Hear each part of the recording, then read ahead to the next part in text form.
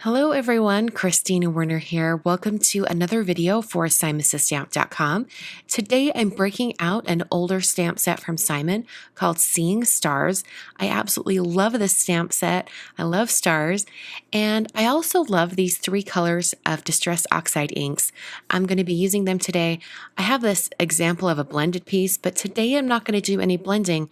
I'm actually going to be using water with Distress Oxide inks and also, or the original Distress inks. We'll get to that in a little bit, but at this point in my creative process, I wasn't planning to use the original oxide inks. I was purely going to use only the oxides. So what I'm doing here is I'm pressing my oxide ink pads or smushing them down onto a slick surface. This is a Tonic Easy Clean mat. You could also use a Ranger Craft sheet or anything like that. Anything that has a smooth surface that will let the ink kind of bead up on the surface. So I've got those three colors. I've got Seedless Preserves, Broken China, and Scattered Straw. And then I'm spraying it with a Distress spray bottle or any spray bottle you can use. So I've got some watercolor paper here. This is Strathmore Cold Press 5x7 watercolor paper. And I'm pressing that down onto these inks and moving my fingers around, spreading it around, giving it a little wiggle, and then I'll lift it up. And you can see that I've got a bead of color, because this is so wet, that has turned gray. And that's because all three of those colors mixed together turn gray. So I'm going to try to prevent areas of gray while I work with these three colors. Now, I do have to mention that they only turn gray with the oxides. When you're using the original Distress inks, they don't really turn this same gray shade. So with the remaining water droplets on my Tonic Easy Clean mat, I've dried my watercolor piece and then started pouncing it back into those areas. This is going to add additional layers of color, give it lots of interest. And this is the basic technique that I'm going to be using for today's video. After each time, I'm going to dry my piece and then I'll pounce it right back into more color. So I'm going to use my heat tool to speed up the drying process. You can see all of those wet areas created harsh water droplet textures on my watercolor piece. So I'm going to work in layers like I mentioned. So I'm going to add some Seedless Preserves oxide ink to my work surface, spray that with a spray bottle, and then I'm going to drag my piece through those water droplets. You can see that it adds a whole layer of color. And I also want you to notice how much more opaque this new color is, how much it adds to the actual area and doesn't really allow as much color to show through. The oxide inks are, in general, much more opaque. And so as you're using the Distress Oxide inks, just realize that as you layer them, you're going to get more color from that top layer. You can see how almost creamy that color texture is. It's not as transparent as when you're using the regular Distress inks. And you're going to get a really good comparison here in a bit, because I am going to be breaking out my original Distress inks as well. So I'm once again drying this and then putting more color out. This time I'm putting out some Scattered Straw. And even though this ink is more opaque, because it is yellow and it's not quite as vibrant as the other colors, the yellow isn't going to show up as much. However, if I had used a Scattered Straw original Distress ink, this color wouldn't have shown up at all. So I'm really happy that I have some little areas of yellow popping through. So I'm going to clean up that work surface and then I'm going to cut out my circle for my card. At this point, I thought I didn't need to use any additional inks. I was going to go ahead and just start stamping. So I've placed my circle after I've run it through my die cutting machine. I've placed that circle inside a MISTI Stamp Positioning tool, and then I'm going to be stamping a bunch of these stars from the Seeing Star stamp set. So I started out with just 2 stars, and I prepped the area with an anti-static powder tool, and then stamped both of these stars in Versamark ink.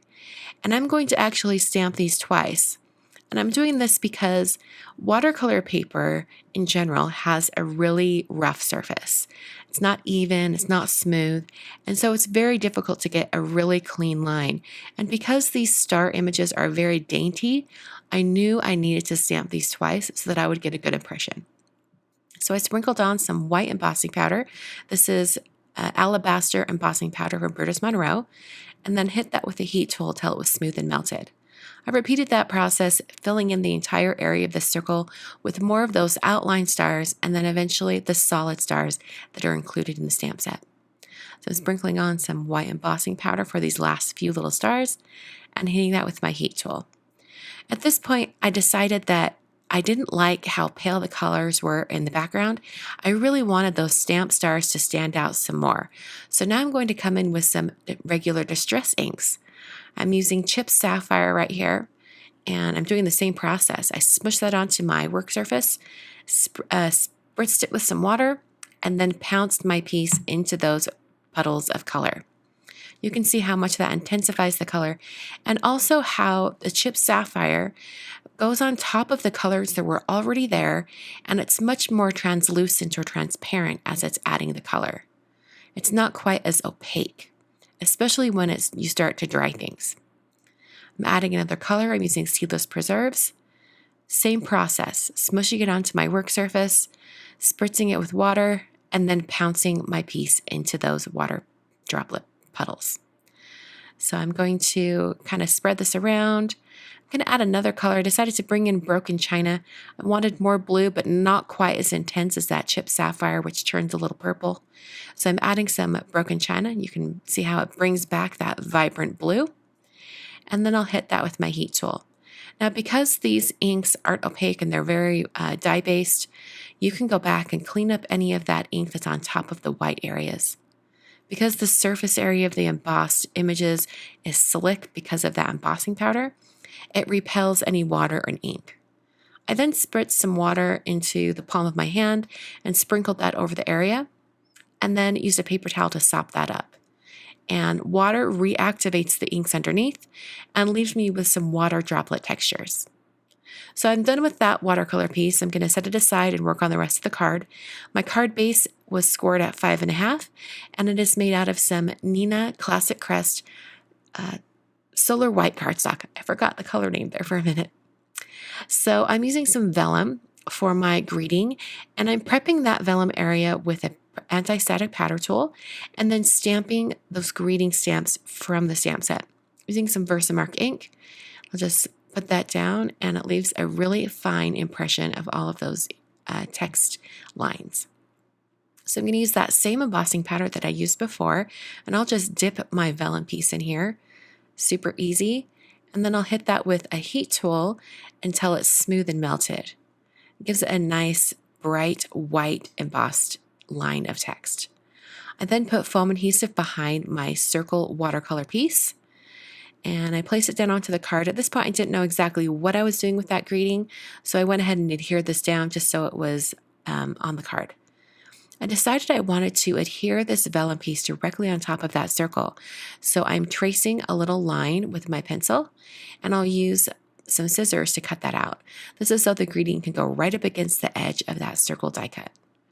So I also realized that this vellum wasn't quite thick enough for what I was thinking. It didn't show, it didn't block enough of that color behind it to make it so that the words were very easy to read.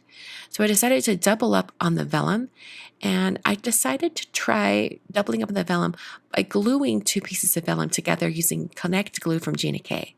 So I put glue all along the back of that little banner piece that I cut out, pressed it down onto the rest of the strip of vellum, and then trimmed it out. So now I have 2 layers of vellum stuck together.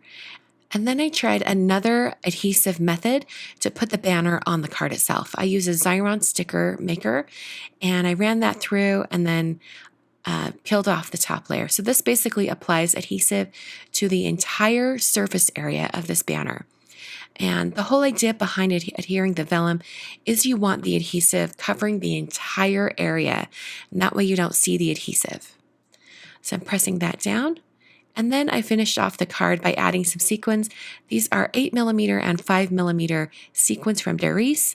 This is the crystal color.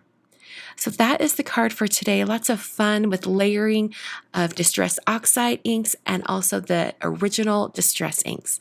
Hope you guys enjoyed this fun little project, and try it out. Using these colors is so fun.